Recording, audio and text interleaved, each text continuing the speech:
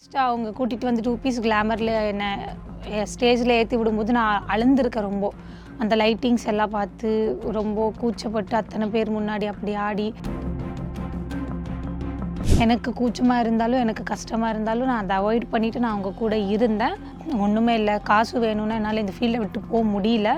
So இந்த ஃபீல்ட்லேயே adjust பண்ணிவிட்டு அப்படி வந்தாலும் போதை போடாமல் கொஞ்சம் தெளிவாக க்ளீனாக ஸ்லோவாக ஓட்டிகிட்டு வந்து அந்த மாதிரி எல்லாம் பண்ணுறது ரொம்ப தப்பு. இப்போ வந்து நான் சினிமாக்குள்ளே தான் போகலான்னு இருக்கேன். ஆனால் எல்லோரும் வந்து சினிமாக்குள்ளே போனால் அட்ஜஸ்ட்மெண்ட்டுன்ற ஒரு வார்த்தை இருக்கும் அப்படின்னு கேட்குறாங்க. ஆடிட்டே இருக்கும்போது ஒரு பையன் வந்து ஃபக் சிம்பல் காட்டி அசிங்கமாக கை அந்த மாதிரி காட்டும்போது எனக்கு கோவம் வந்து நான் அந்த மாதிரி செருப்பை கழட்டி அடிக்கிற மாதிரி ஃபுல்லாக போட்டு ஆடுறதுக்கும் இந்த மாதிரி கிளாமராக ஆடுறதுக்கும் ஒரு 1000 ரூபாய் 2000 டிஃப்ரென்ஸ் வரும். அந்த 1000 ரூபாய் 2000 இருந்தாலும் ஒரு நாளைக்கு 1000 ரூபாய் 2000 மாதத்துக்கு 30,000 60,000 வரும். 2 பீஸ் போட்டு ஆடுனா அது தப்புன்னு சொல்கிறீங்க. அதுவே சினிமாவில் போட்டு ஆடுனா மட்டும் அதை சினிமான்னு சொல்கிறீங்க. ஏன் இது மட்டும் தப்பாக தெரியுது, அது மட்டும் உங்கள் கண்ணுக்கு தப்பாக தெரிய மாட்டேங்குது? இந்த ஃபீல்டில் வந்து ஒரு நாளைக்கு 5000 ரூபாய் சம்பளம் கொடுப்பாங்க. ஸோ மாதம் ஒரு 1,00,000 சம்பளம் வரும். ஸோ அதுவே நான் வேலைக்கு போனேன்னா ஒரு 10,000 ரூபாய் 20,000 ரூபாய் அந்த மாதிரி தான் வரும். ஸோ அதை வச்சு என்னால் ஒன்றுமே பண்ண முடியாது. என்னோடய பர்சனல் பற்றி வந்து ஒரு 3 லவ் பண்ணியிருக்கேன். அதெல்லாம் வந்து இருந்து முடிஞ்சு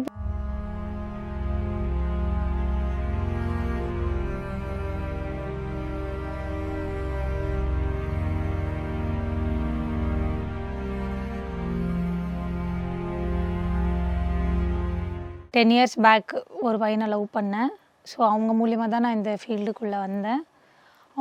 அவங்க தான் கூட்டிகிட்டு வந்தாங்க. அவங்க தான் கல்யாணம் பண்ணிக்கிறேன் அப்படின்னு சொல்லி அவங்க தான் இந்த மாதிரி கிளாமராக ஏற்றி விட்டுட்டாங்க. அவங்க கல்யாணம் பண்ணிக்கிறேன்னு தான் சொன்னாங்க. ஸோ நான் அதை பண்ணும்போதே நான் வேண்டான்னு சொன்னேன். அதெல்லாம் ஒன்றும் இல்லை, நான் இருக்கேன் அப்படின்னு சொல்லி ஒரு நம்பிக்கை கொடுத்து தான் அந்த ஃபீல்டு கூட்டிகிட்டு வந்து அப்படியே ஆட வச்சாங்க.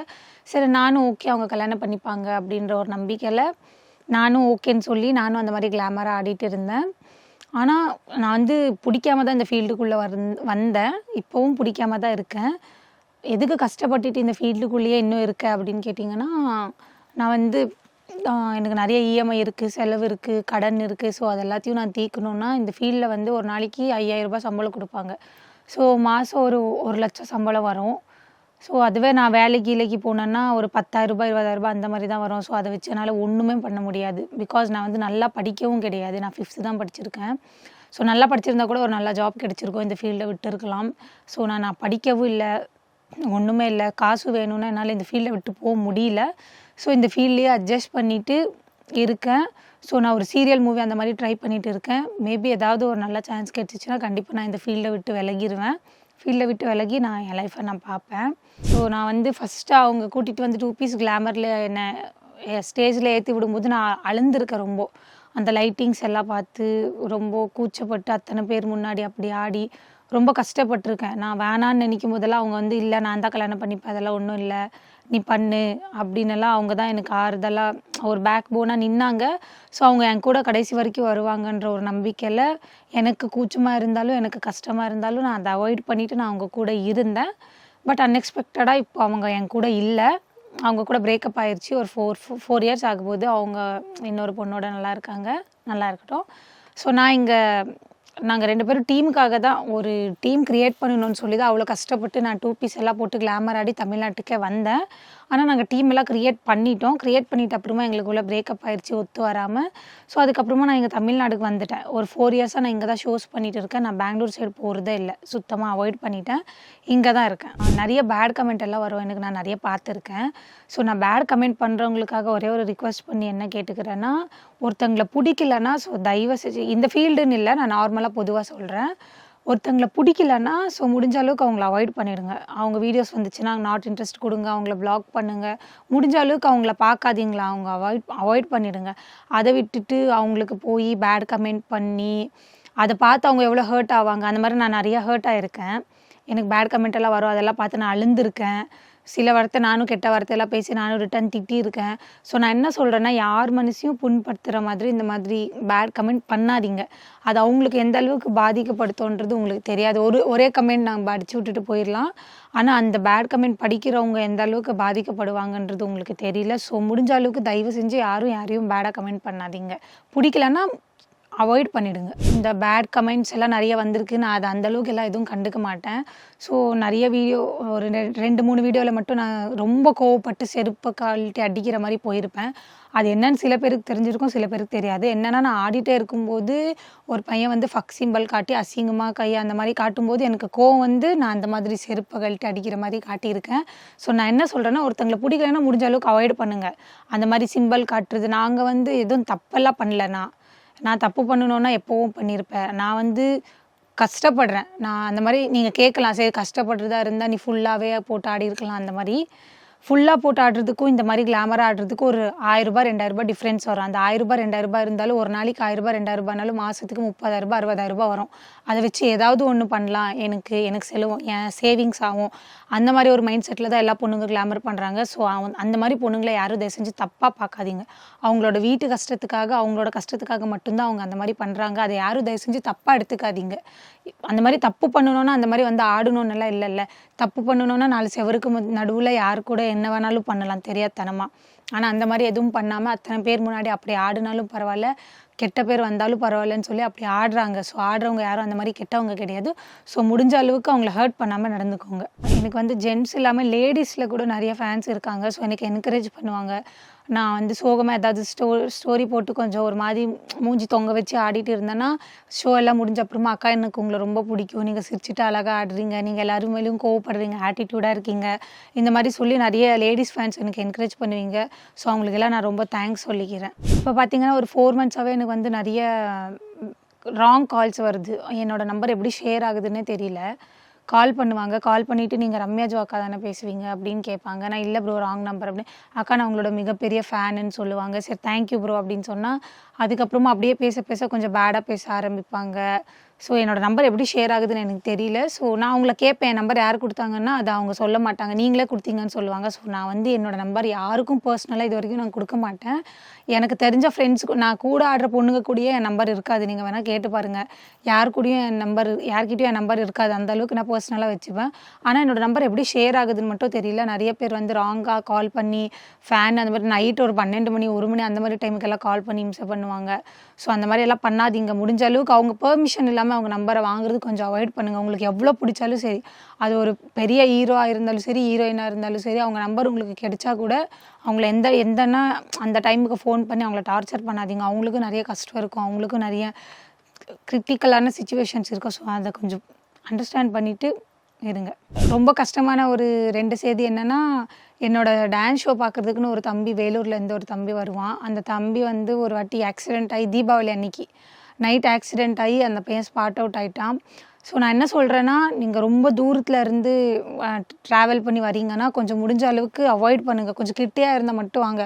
50 கிலோமீட்டர் 60 கிலோமீட்டர் இவ்வளோ தூரத்துலேருந்து தயவு செஞ்சு யாரும் ஃபங்க்ஷன் பார்க்க வராதிங்க.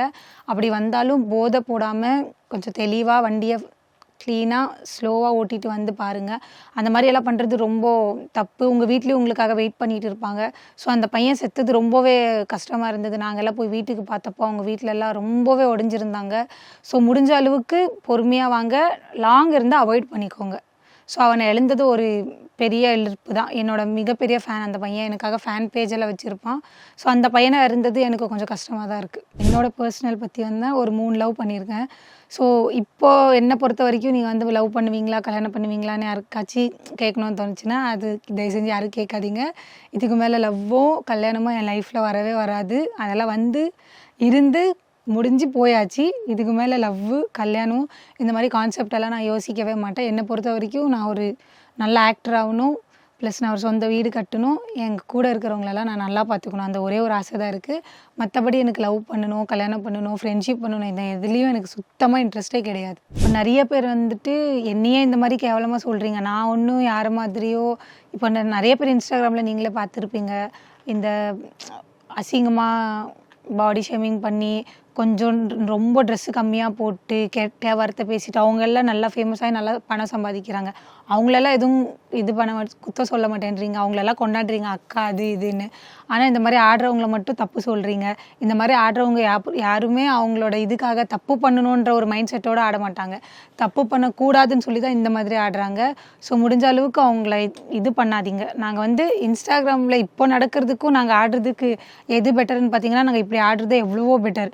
இப்போல்லாம் இன்ஸ்டாகிராம்ன்ற பேரில் எவ்வளோ பண்ணுறாங்க, நீங்களும் பார்த்துட்டு இருப்பீங்க. நானும் நிறைய பார்க்குறேன். இப்போது நிறைய பேர் வந்துட்டு இந்த ஆடல் பாடல் வந்து ரொம்ப ஆபாசமாக இருக்குது அப்படின்னு சொல்லி ரொம்ப அதை டிமோட் பண்ணிகிட்டே இருக்கீங்க. அதை ப்ளேம் பண்ணிகிட்டே இருந்தீங்கன்னா, ஆல்ரெடி ஒரு 2 இயர்ஸ் பேக்குன்னு நினைக்கிறேன் இந்த ஆடல் பாடலை வந்து பேன் பண்ணுற மாதிரியே பண்ணாங்க. அப்போவே நிறைய பேர் வந்து சாப்பாடுக்கு ரொம்ப கஷ்டப்பட்டாங்க. ஸோ எங்களுக்கு வந்து இதுதான் பொழப்பு. ஸோ எனக்குன்னு இல்லை, நிறைய ஒரு 100 200 குடும்பத்துக்கு வந்து இதுதான் பொழப்பு. அவங்களால டான்ஸ் ஆடினா மட்டும்தான் அவங்களால வாழ்க்கையே ரன் பண்ண முடியும். அந்தளவுக்கான ஃபேமிலியெல்லாம் இதுக்குள்ளே இருக்குது. ஸோ ப்ளீஸ் எல்லாருக்கும் நான் ரிக்வெஸ்ட் பண்ணி கேட்குறேன், யாரும் இதை வந்து தப்பாக பார்க்காதீங்க. இதை நீங்கள் தப்பாக பார்த்தா தான் அது உங்களுக்கு தப்பாக தெரியும்.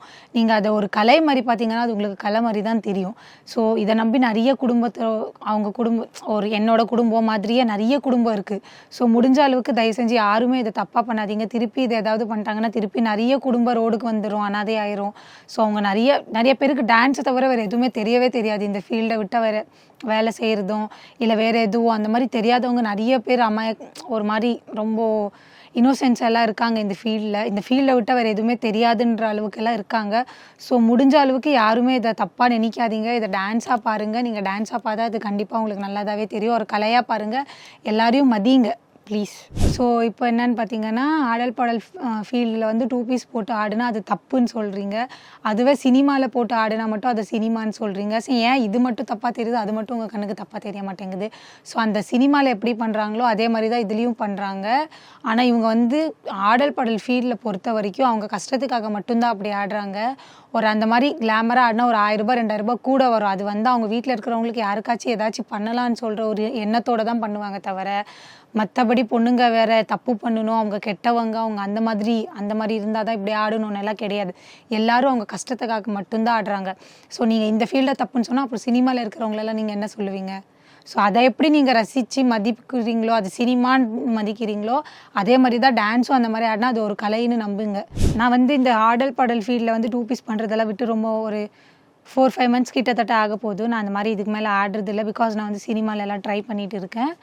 மேபி சினிமாவில் ஏதாவது இந்த மாதிரி சான்ஸ் கிடைச்சிச்சின்னா நான் பண்ணுவேன். முடிஞ்ச அளவுக்கு அவாய்ட் பண்ணுவேன். ஆனால் கேரக்டர்னு வரும்போது அவங்க என்ன கேரக்டர் கொடுத்தாலும் அதை நான் கண்டிப்பாக கண்ணை மூடி பண்ணுவேன். ஒரு பிச்சை எடுக்கிற கேரக்டர் கொடுத்தாலும் சரி, ஒரு பாத்ரூம் கழுவுற கேரக்டர் கொடுத்தாலும் சரி, ஒரு ரேபிஸ்ட் கேரக்டர் கொடுத்தாலும் சரி, எந்த ஒரு கேரக்டர் கொடுத்தாலும் அதை நான் சந்தோஷமாக பிடிச்சி மனசார பண்ணுவேன். இப்போ வந்து நான் சினிமாக்குள்ளே தான் போகலான்னு இருக்கேன். ஆனால் எல்லோரும் வந்து சினிமாக்குள்ளே போனால் அட்ஜஸ்ட்மெண்ட்டுன்ற ஒரு வார்த்தை இருக்கும் அப்படின்னு கேட்குறாங்க. ஒருவேளை என் லைஃப்பில் அந்த அட்ஜஸ்ட்மெண்ட்டுன்ற ஒரு வார்த்தை வந்துச்சுன்னா முடிஞ்ச அளவுக்கு நான் அந்த ஃபீல்டை விட்டு வந்துடுவேன். சினிமான்ற ஃபீல்டையே நான் விட்டுடுவேன் தவிர அட்ஜஸ்ட்மெண்ட் பண்ணியெல்லாம் நான் இந்த எதுவும் நடிக்கிற மாதிரி கிடையவும் கிடையாது. அட்ஜஸ்ட்மெண்ட்டுன்றது வந்துச்சுன்னா நான் ட்ராப் பண்ணிடுவேன். அவாய்ட் பண்ணிவிட்டு நான் டான்ஸ் ஆடிட்டு கூட பொழிச்சிக்கிற ஒன்றும் பிரச்சனை இல்லை. ஆனால் அட்ஜஸ்ட்மெண்ட் எல்லாம் நான் ஒத்துக்கிறதுக்கு வாய்ப்பே இல்லை. ஸோ இப்போ என்னென்னு பார்த்தீங்கன்னா, என் லைஃப்பில் வந்து எனக்கு 2 வாட்டி ஆக்சிடெண்ட் ஆகிருக்கு. அதுவும் இந்த ஆடல் பாடல் ஃபீல்டு வந்து அப்புறமா தான் ஆச்சு. என் உடம்பு ரொம்ப என் ஹெல்த்து இஷ்யூ ரொம்ப வந்ததுன்னா இந்த ஃபீல்டுக்கு வந்த அப்புறமா தான். ஏன்னா நான் ஒரு ஊருக்கு அறந்தாங்கின்ற ஒரு ஊரில் ஃபங்க்ஷன் முடிச்சுட்டு வரும்போது டிரைவர் வந்து குடிச்சிட்டு வண்டி எடுத்துகிட்டு போய் விட்டுட்டார் 4 ரோட்டில். அது விட்டப்போ ரத்த காயம். ஒரு 2 மந்த்ஸு கிட்டத்தட்ட 2 மாதம் ஹாஸ்பிட்டலில் இருந்து ரொம்ப கஷ்டப்பட்டேன். அதுக்கப்புறமா அது நடந்து திருப்பி 6 மாதத்தில் போன 2023 ஒரு ஆக்சிடெண்ட் நடந்தது. 2024 திருப்பி ஏப்ரலில் ஒரு ஆக்சிடெண்ட் நடந்தது. அந்த 2வது வாட்டி ஆக்சிடெண்ட் நடக்கும்போது எனக்கு ஸ்பைனல் கார்டு அடிபட்டு நான் 6 மந்த்ஸ் பெட் ரெஸ்ட்டில் இருந்தேன். ஸோ அந்த பெட் ரெஸ்ட்டில் இருக்கும்போது வந்து நான் ரொம்ப கஷ்டப்பட்டிருக்கேன். என்கிட்ட சுத்தமாக காசு கிடையாது, ஹாஸ்பிட்டல் செலவுக்கு கிடையாது, என் வீட்டு ரெண்ட்டுக்கு கட்டுறதுக்கு காசு கிடையாது. ரொம்ப ரொம்ப முடியாத அளவுக்கு நான் ரொம்ப அந்த மாதிரி டைமில் ரொம்ப கஷ்டப்பட்டிருக்கேன். ஸோ இந்த ஃபீல்டுக்கு வந்த அப்புறமா தான் என் ஹெல்த் ரொம்பவே இதாகிருச்சு. நான் 2வது வாட்டி ஆக்சிடெண்ட்டாக அந்த 6 மாதம் நான் வீட்டில் இருக்கும்போது எனக்காக வந்து யாரும் நிற்கல, யாரும் எனக்காக வந்து ஹெல்ப் பண்ணல. ஸோ அந்த மாதிரி ஒரு சிச்சுவேஷனை வந்து நான் என்றைக்குமே மறக்கவே மாட்டேன். அது வந்து என் லைஃப்பில் ரொம்ப மறக்க முடியாத ஒரு சிச்சுவேஷன்னு சொல்லலாம். அந்த மாதிரி சிச்சுவேஷனில் இருக்கும்போது தான் இப்போ நான் வேலை செய்கிற மெர்டல் பாய்ஸ் ஓனர் அவங்க தான் எனக்காக, அவங்களும் அவங்க ஒய்ஃப் மட்டும்தான் வந்தாங்க. அவங்க 2 பேர் தான் நின்று எனக்காக 50,000 ரூபாய் அமௌண்ட் கொடுத்து அவங்க தான் எனக்கு ஹெல்ப் பண்ணாங்க பர்சனலாக. ஸோ நான் அவங்களுக்கு ரொம்ப தேங்க்யூ சொல்ல விரும்புகிறேன். அவங்க தான் இப்போ வரைக்கும் எனக்கு நல்லது கெட்டுதல் பார்த்துட்டு இருக்காங்க. நான் 1.5 வருஷமாக அவங்க டீமில் தான் இருக்கேன். இப்போவும் அவங்க டீமில் தான் ஆடிட்டு இருக்கேன். எனக்கு ஸ்பைனல் கார்டு அடிபட்டிருக்குன்னு சொல்லி என்னால் ட்ராவல் பண்ண முடியாது, ரொம்ப நேரம் உட்கார முடியாதுன்னு சொன்னதுக்கு சீட் எல்லாமே எடுத்துகிட்டு ஃபுல்லாக பெட்டாக போட்டு படுத்துகிட்டே போகிற மாதிரி கூட எங்கள் ஓனர் பண்ணி கொடுத்துருக்காங்க. அவங்க சம்பளம் ₹1 ஏமாத்துறது கிடையாது. என்னோடய சம்பளம் என்ன இருக்குது அதை கொடுத்துருவாங்க. அவங்க இருக்கிற எல்லா கேர்ள்ஸையும் நல்லா பார்த்துப்பாங்க. என்னையும் ரொம்ப நல்லா பார்த்துருக்காங்க. எனக்கு ரொம்ப சப்போர்ட் பண்ணியிருக்காங்க. என்னை ஆடவே கூடாதுன்னு டாக்டர் சொன்னாங்க. ஸோ இருந்து எங்கள் வீட்டில் கன்வின்ஸ் பண்ணி கூட்டிகிட்டு வந்து அட்லீஸ்ட் உன்னால் ரொம்ப எல்லாம் ஆட வேணா, நீ ஒரு இவ்வளோ சாங் பண்ணால் போதும்னு சொல்லிட்டு எனக்கு முடிஞ்ச அளவுக்கு ஒரு 7 சாங் 8 சாங் அந்த மாதிரி தான் விடுவாங்க. ஸோ ரொம்ப ஹாப்பியாக இருக்குது இந்த ஒரு விஷயத்தில் அந்த மாதிரி ஓனர் கிடைச்சதுக்கு. ஆனால் அப்படியே சேடாகவும் இருக்குது. இந்த மாதிரி 2 ஆக்சிடெண்ட்டாக என் உடம்பு இவ்வளோ சின்ன வயசுலேயே இவ்வளோ மோசமாக ஆனதுக்கு ரொம்ப வருத்தப்படுறேன். ஸோ இப்போ என்னென்னு பார்த்தீங்கன்னா, நான் ரொம்ப உண்மையாகவே சொல்லணுன்னா நான் ரொம்ப வலி அனுபவிச்சுட்டு இருக்கேன். கிட்டத்தட்ட ஒரு 1.5 வருஷமாகவே இந்த ஆக்சிடெண்ட் ஆனதுலேருந்து என் உடம்பு ரொம்பவே மோசமாக போயிடுச்சு. என்னால் ரொம்ப நேரம் உட்கார முடியாது, ரொம்ப நேரம் நிற்க முடியாது, ரொம்ப நேரம் நேராகவே படுக்க முடியாது, குப்பரக்க தான் படுக்கணும். ஸோ இந்த சிச்சுவேஷன் எனக்கு ரொம்ப உண்மையாகவே ரொம்ப ரொம்ப கஷ்டமாக இருக்குது. ட்ராவல் பண்ணிவிட்டு போய் ஒரு ஊரில் ஆடும்போதும் வலிக்கும், அது முடித்து திருப்பி ரிட்டர்ன் வரும்போதும் வலிக்கும். என்னால் இப்போ கூட உட்காந்து ரொம்ப நேரமாக பேச முடியல. ஆக்சுவலி ரொம்ப வலிக்குது. ஸோ உண்மையாகவே ரொம்பவே வலிக்குது. ரொம்ப இந்த ஒரு பெயின் அதை எப்படி சொல்கிறதுன்னே தெரியல. ரொம்பவே உண்மையாகவே ரொம்ப ரொம்ப ரொம்ப ரொம்ப பெயினாக இருக்குது. வாழ்க்கை இதுவும் பெயினாக இருக்குது, பர்சனலாக லைஃப்லேயும் பெயினாக இருக்குது. ஸோ எவ்வளோ பெயின் வந்தாலும் நான் தாங்குகிறேன். ஸோ இதுக்கு மேலேயும் எவ்வளோ பெயின் வந்தாலும் நான் கிவ் அப் கொடுக்க மாட்டேன். நான் கண்டிப்பாக கம்பேக் கொடுத்துட்டு தான் இருப்பேன். எனக்கு எவ்வளோ வலி வந்தாலும், எவ்வளோ பேர் என்னை கீழே தள்ளணும்னு நினச்சாலும் நான் கண்டிப்பாக என்னோடய பெஸ்ட்டு கொடுத்து நான் மேலே வந்துட்டு தான் இருப்பேன்.